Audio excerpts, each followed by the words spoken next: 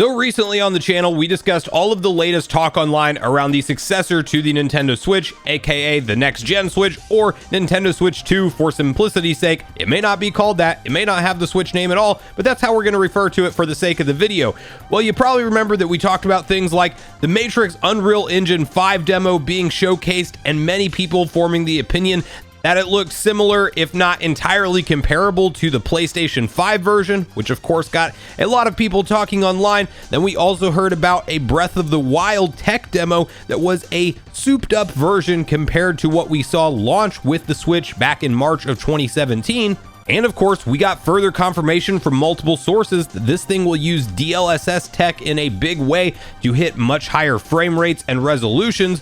And by all accounts, it's sounding like Nintendo is definitely leaning more into the performance side of things when it comes to the graphical capabilities than maybe any of us were thinking of. And in today's video, we actually have to go over even more information around this Nintendo Switch 2 Gamescom showcase behind closed doors, because we have one Mr. Nate the Hate that you're probably familiar with if you keep up with the Nintendo Switch leaks and rumors cycle, chiming in with a lot of new details that we did not have with the prior round of leaks and talk from VGC and Eurogamer. So buckle in for all that. Make sure you like, subscribe, and turn on your bell notification if you haven't already, if you're new here. And guys, as you can see, the following article posted up over on My Nintendo News, which outlines the following: more information supposedly unveiled for Nintendo's next gaming platform. A known video game leaker with a decent track record, Nate the Hate, has elaborated on the reports last week regarding the Nintendo Switch 2 being showcased to developers behind closed doors at last month's Gamescom 2023 event in Cologne, Germany.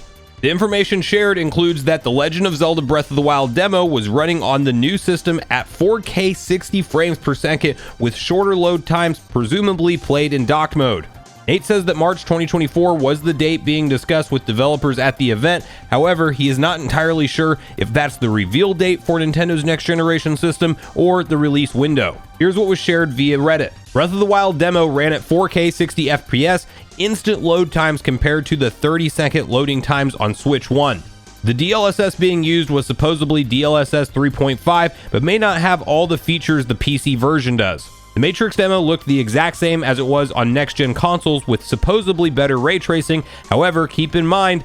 it most likely wasn't running on native hardware, but a PC/dev kit with similar specs. March 2024 was a date being discussed at Gamescom, but Nate is unsure if it is a reveal date or a release date. Still no clarity on backwards compatibility. So there's a lot to unpack with that new info. First of which, we have to talk about the idea of Breath of the Wild running at 4K 60 frames per second. Just that combination on a hybrid console. Yes, it might be in dock mode when it's achieving things like that, but the fact that that is even possible in 2023, whether it be a tech demo or not, and whether it be really some hoops you have to jump through to get it running at that, we know what Nintendo does with their first party games. If this is the kind of power that they will now be playing with, where you can actually utilize DLSS technology and achieve a 60 frames per second gameplay while maintaining a 4K resolution, whether that's done via DLSS or not, it is incredible. And I do think that Nintendo is going to pull off a lot of tricky tactics to get this thing to really perform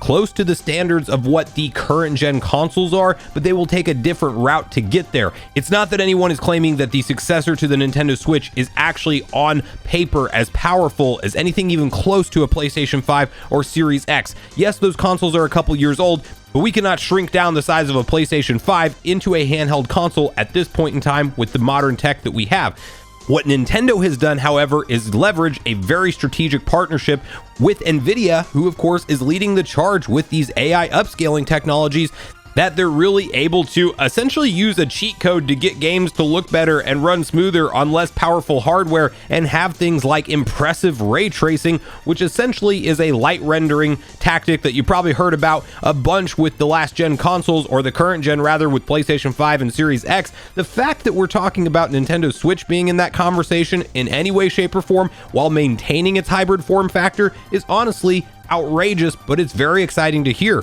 We also have some reports from Digital Foundry in a podcast that they did saying that the T239, or the Orin chip that you've heard that has been the rumored chip for this next gen console, does sound like that's what it's running off of, and it seems like this is a very impressive chipset. combo that with the fact that they're likely using this 3D NAND technology to significantly cut down load times, and this is really going to feel like a true next generation jump for Nintendo when you consider that, yes, playing games like Breath of the Wild, playing games like Tears of the Kingdom more recently, you are no doubt taken out of the immersiveness of the game when you walk into a shrine and you have to load an entire new area, or you fast travel somewhere else across Hyrule, and yes, that 30-second plus loading screen does come up and kind of takes you out of the gameplay experience. We started to see in this current gaming generation on PlayStation 5 and Series X, a lot of those load times essentially be eliminated from games. Games like God of War Ragnarok, you really don't see a load screen. In fact, from start to finish, and even God of War 2018, one of the first games I remember kind of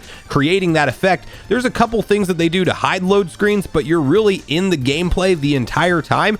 And once you boot up the game, you don't get taken out of that immersion until you actually leave the game, and that is a very exciting prospect to think about all of the first-party Nintendo Switch games, not to mention the third-party stuff that might be able to run on this console that will make it over to it ultimately, if these are the kind of tools that developers have to work with. And maybe that 3D NAND flash storage is really just something that is a game changer for the loading experience, period. And then you start to think about what sounded like outlandish claims at first glance, which was that the Matrix Unreal Engine 5 demo was running and looking as good as what the PlayStation 5 showcased, and it just makes you stop and think, what is this thing really going to be capable of with things like DLSS 3.5 potentially being included under the hood, although it's not entirely clear if it's 3.5 or 3.1, but the big feature difference, it sounds like, from what I can understand from the outside looking in, is a technique called frame generation, which truly lets the AI create additional frames per second without taxing the hardware.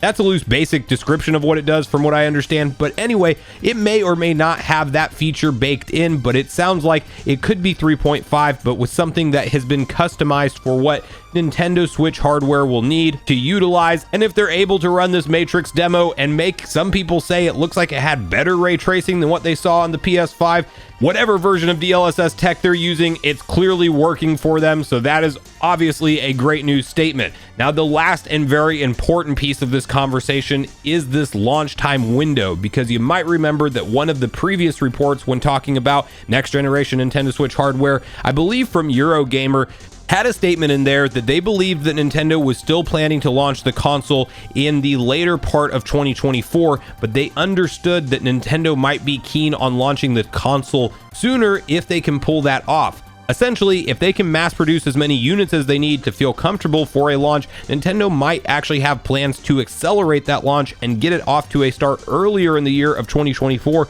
than those mid or late 2024 rumors and rumblings like we've been hearing so far. Now, I want to first state that even in light of this news, I am not personally expecting a true successor to Nintendo's Switch console to launch any sooner than mid-2024, and I would be very surprised if this March date does indeed end up being when the console launches. I think it's more likely that March 2024 would make a lot of sense for a reveal, and then we would see them ramp up the marketing throughout the summer and ultimately launch it in the fall time of next year. However, with all of this, you have to keep in mind we are talking about a company by the name of Nintendo, and they are known for doing some of the most unpredictable things within the gaming industry, and they might actually do something where they have a shorter announcement and launch buildup for this console than we've ever seen before. They might announce it as late as December of this year, and yes, that shoots them in the foot with some of their holiday sales, but maybe this thing comes out at a $400 or even $450 price point,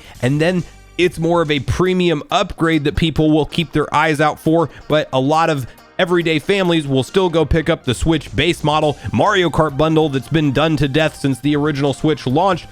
and spend their $300 and get their 3 months of Nintendo Switch Online and get their free copy of Mario Kart 8 Deluxe. Like, that's potentially what Nintendo could do, and so it is not out of the realm of possibility that Nintendo does launch this thing in March. It is technically when the original Switch launched, but you have to remember that Nintendo was in a very different situation there with not much momentum around them at all. The Wii U was already an afterthought for Nintendo. They had to move on to what was next, and it didn't matter that they shot themselves in the foot for the holiday sales of the Wii U and announced the Switch in October, and it came out in March. I don't know that we'll see them repeat that strategy this year, but you really can never say never with Nintendo, and until they officially reveal it, announce it and give us some kind of launch window. We will just have to wait and see what this thing ultimately entails, and specifically what kind of price point and when it might launch. But I really want to hear from you guys at this point in the video, how you feel about all of the latest round of news, updates, and information around Nintendo Switch 2 hardware. Are you somebody that's extremely excited to hear these reports, and you do indeed think that these are accurate reports?